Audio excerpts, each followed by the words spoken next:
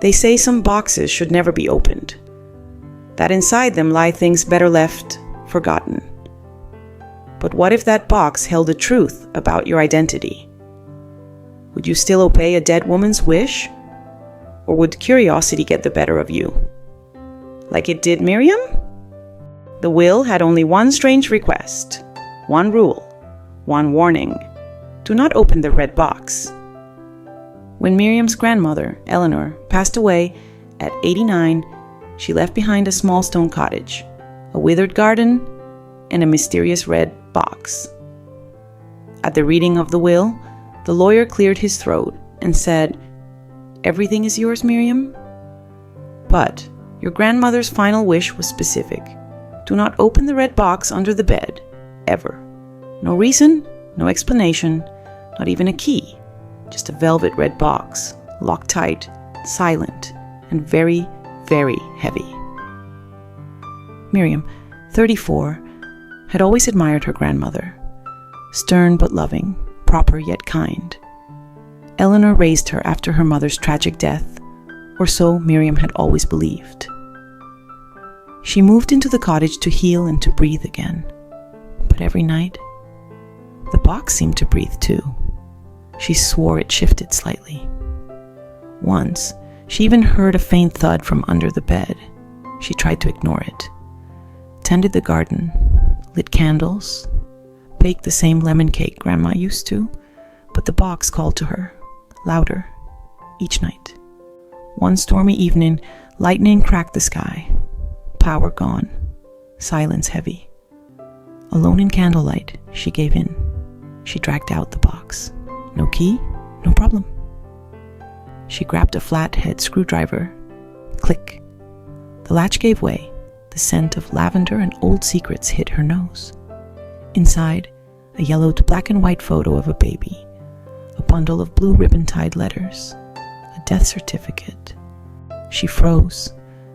Her mother's name, Sarah James, but the death certificate was dated 3 years before Miriam was born. That can't be right. She pulled out the letters. Each one was signed in a shaky but familiar hand, her grandmother's. "Dear Sarah, I had to do it. I had no choice. You were not well. I couldn't let you raise her. I told the world she died. But I took her. I raised her as my own. I only hope she forgives me someday." Miriam's hands trembled. Her entire life. A lie? The next letter confirmed it. Miriam must never know. I gave her a good life. A better one. But I live with this lie every day. I can never undo what I've done, but it was a theft. A kidnapping. Of sorts. Eleanor wasn't her grandmother. She was her mother. And Miriam's real mother, Sarah, was very much alive. She searched the archives the next day. Records showed Sarah had been institutionalized, deemed unstable, but never dead. She found her at a nearby care home, gray hair, sunken eyes, a woman who'd forgotten time. Miriam approached slowly. Greater than, "Do I know you?" Sarah whispered. Miriam couldn't speak. She reached out and held her hand. They sat for an hour, in silence. If you were Miriam, would you tell Sarah the truth? Would you want a relationship or walk away? Comment your truth. Later that night, Miriam returned to the cottage. She sat beside the now empty red box, and she cried, not out of anger, but confusion, love, loss. She remembered the way Eleanor used to braid her hair, the bedtime stories, the birthday surprises. Was it all a lie? Or was it a complicated kind of love? One final letter had slipped under the lining of the box. She almost missed it. She opened it slowly and read, "To Miriam, if you found this, then I'm gone. I never told you the full truth. Sarah was not your birth mother either. You were adopted. I tried to protect you from a terrible legacy, one you may now uncover." Miriam gasped. What legacy? Where was her real family?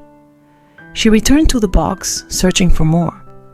But it was empty, except taped underneath a small key. To what? Miriam held the small brass key in her trembling hands. It was old, worn smooth by time, almost warm in her palm. There was no note, no label, just that final cryptic line. I tried to protect you from a terrible legacy, one you may now uncover. But where? Who? What is happening? She searched the cottage top to bottom, drawers, cabinets, behind paintings, under the floorboards. Nothing.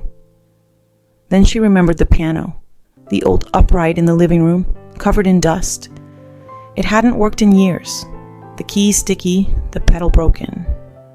But at the back, there was a tiny lockbox compartment, the kind most people didn't know existed.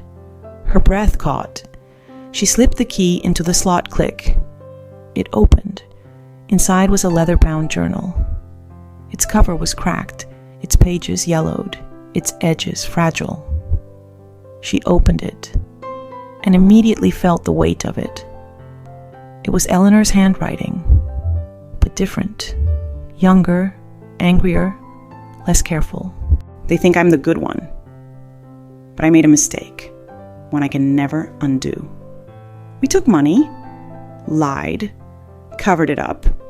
Your real father, he found out. That's why we had to disappear. Sarah was the scapegoat. Miriam's eyes widened. Wait, what? Sarah wasn't unstable? She was angry.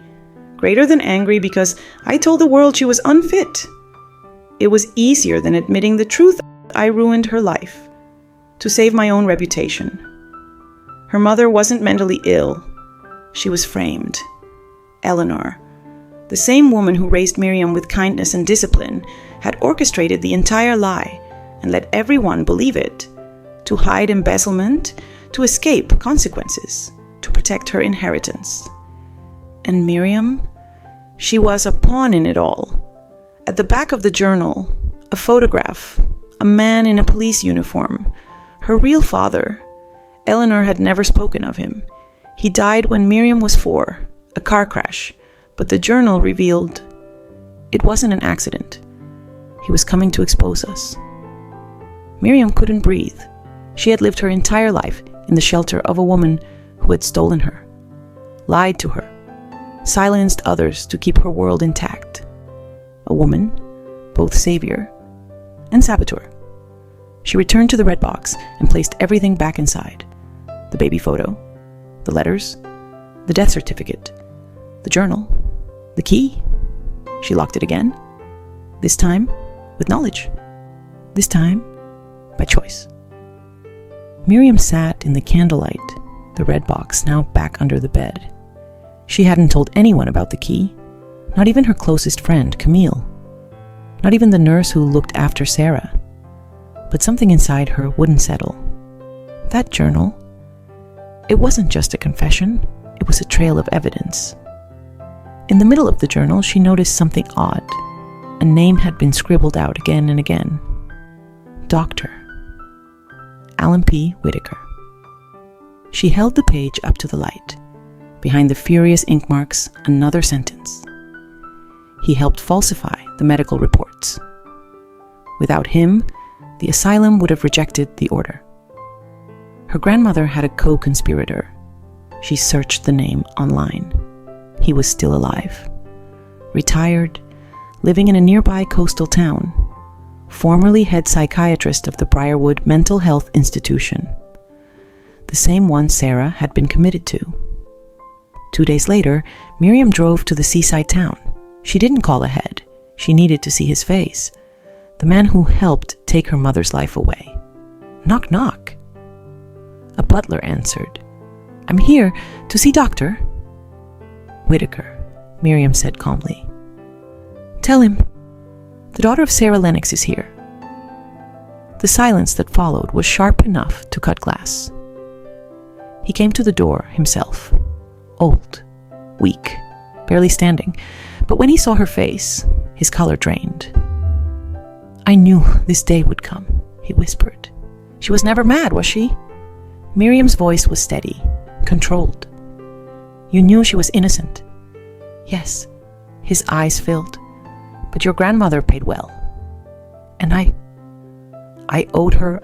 "Owed her?" Miriam snapped. "What price do you put on a woman's life?" He said nothing.